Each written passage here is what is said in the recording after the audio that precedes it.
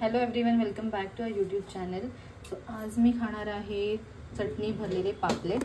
चटणी भरलेल्या पापलेटसाठी आधी आपल्याला घ्यावं लागतं खोबरं. बेसिकली आपल्याला चटणी वाटून घ्यावी लागते आधी. त्याच्यासाठी मी खोबरं घेते. हे मी मम्मीला विचारते, मी कधी केलेलं नाही आहे. मम्मी एवढी बघ इकडे. खोबरं घेतलं, त्याच्यानंतर तर आपण आता ह्याच्यात मिरची टाकलेली आहे आणि आता आपण टाकणार आहोत कोथिंबीर. कोथिंबीर एवढी मी घेतली आहे आणि लसूण हे आपण आता ग्राइंड करणार आहोत. लसूण टाकल्यानंतर आता आपण टाकणार आहोत चवीनुसार मीठ. ह्याच्यात थोडंसं पाणी टाकून आपण ह्याला ग्राइंड करणार आहोत. मग मी तुम्हाला ह्याची चटणी दाखवते. एक इन्ग्रेडियंट आपण मिस केलं, ते आहे लिंबूचा रस.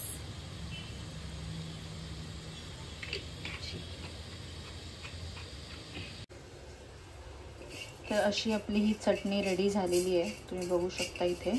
आणि इथे पापलेट आपण ऑलरेडी मॅरिनेट करून ठेवलेलं आहे.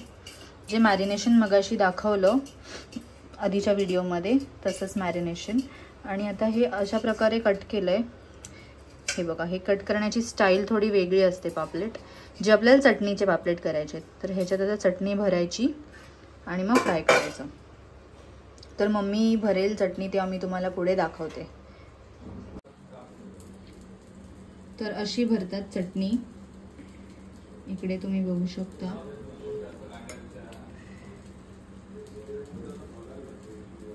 व्यवस्थित स्टफ करायचं. ह्याला स्टफ पॉम्फ्रेट पण बोलतात. आणि आपल्या मराठीमध्ये चटणी भरलेली पापलेट.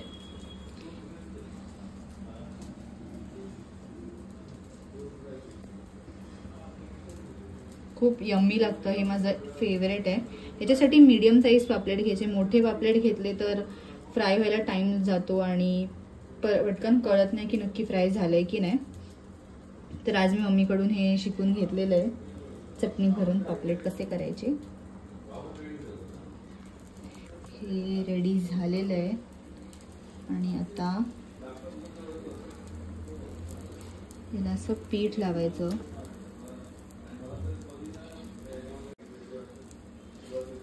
हे थोडं डेलिकेट आहे आणि ह्याला थोडा टाइम पण जातो. बांधून पण करू शकतो. अच्छा, हे नुसतं पण आपण करू शकतो असं, आणि बांधून पण करू शकतो दोरीने. पण मम्मीला सवय करायची, तर मम्मी नुसतंच करते.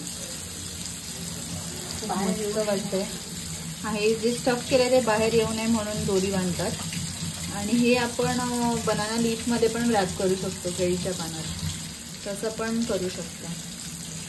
तर मी तुम्हाला सांगते की टेस्ट कशी झाली आहे. यम्मी तर मला दिसतच आहे. Thank you for watching.